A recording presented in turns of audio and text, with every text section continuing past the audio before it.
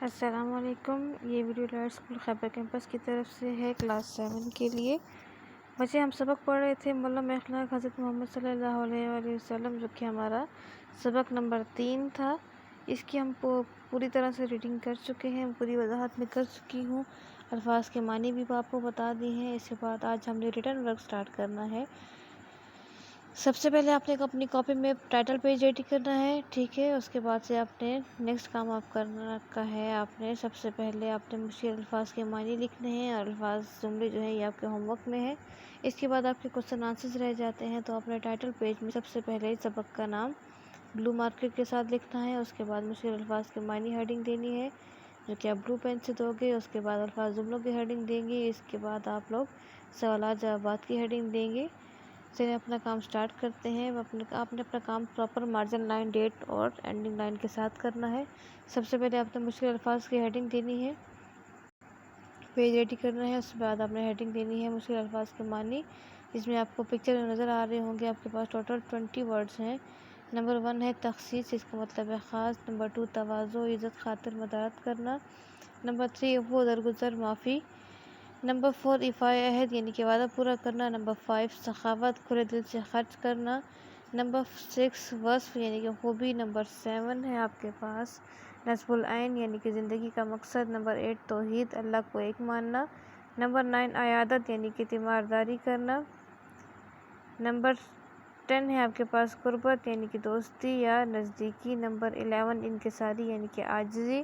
Number 12 راست گوئی، یعنی کہ سچ بولنا۔ نمبر 13 اسوۂ حسنہ، حضور صلی اللہ علیہ وآلہ وسلم کی زندگی۔ نمبر 14 جلیل القدر، یعنی کہ قدر کے قابل یا اعلیٰ مقام والا۔ نمبر 15 مکارم اخلاق، اس کا مطلب ہے عظیم اخلاق۔ نمبر 16 تلقین، یعنی کہ ہدایت کرنا یا تاکید کرنا۔ نمبر 17 ہے اتباع، اس کا مطلب ہے پیروی کرنا۔ نمبر 18 ہے بنفس نفیس، جس کا مطلب ہے بذات خود۔ نمبر 19 ہے رشک، یعنی کہ آرزو کرنا یا آرزو کرنا۔ نمبر 20 ہے آپ کے پاس خلق، یعنی کہ خو۔ اس کے بعد آپ نے نیکسٹ پیج ریڈی کرنا ہے، جس پہ آپ نے الفاظ کے جملے لکھنے ہیں۔ نمبر 1 ہے آپ کے پاس امیر و غریب، یعنی کہ اسلامی معاشرے میں امیر و غریب میں کوئی فرق نہیں ہے۔ نمبر 2 ہے صادق، یعنی کہ حضور پاک صلی اللہ علیہ وآلہ وسلم صادق اور امین کے نام سے جانے جاتے تھے۔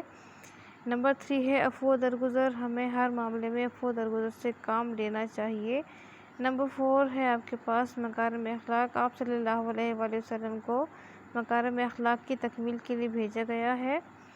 نمبر 5 ہے آپ کے پاس ایفائے عہد، ایفائے عہد دین کا اہم حصہ ہے یا دین اسلام کا حصہ ہے۔ نمبر 6 جلیل القدر، حضرت ابو بلال جلیل القدر صحابی تھے۔ نمبر 7 ہے آپ کے پاس حسن سلوک، جس کا جملہ ہے ہمیں دشمن کے ساتھ بھی حسن سلوک کرنا چاہیے۔ آپ نے ان الفاظ کو proper margin line, ending line کے ساتھ اپنی نمبرنگ کرنے کے بعد آپ نے اپنی کاپی میں لکھنا ہے، نیٹ اینڈ کلین لکھنا ہے، رائٹنگ کا بہت خیال رکھنا ہے۔ امید ہے آپ کو کم سمجھ آیا ہوگا۔ تھینک یو، اللہ حافظ۔